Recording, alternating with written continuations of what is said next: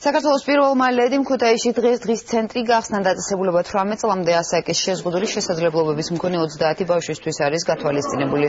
პროექტი გაეროს ბავშვთა ფონდისა და იუნესკოს ფინანსური მხარდაჭერით განხორციელდა ცენტრის ფუნქციონირებას სახელმწიფო დააფინანსებს.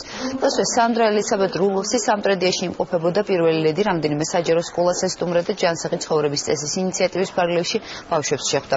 ერთ-ერთ სკოლაში ვიქტორინა ჩატარდა, რომლის გამარჯვებულს პირველმა ლედიმ სპეციალური პრიზები გადასცა.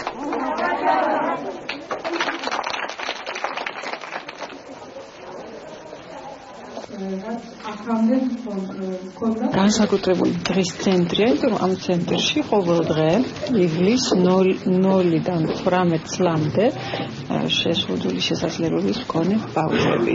ეს არის ძალიან განსაკუთრებული კონტინგენტი, დიდი ყურადღება სჭირდება და ჩვენც ასე დღის ცენტრები გვექნება აბსოლუტურად ყველგან. ქუთაისში ერთ-ერთი პირველია.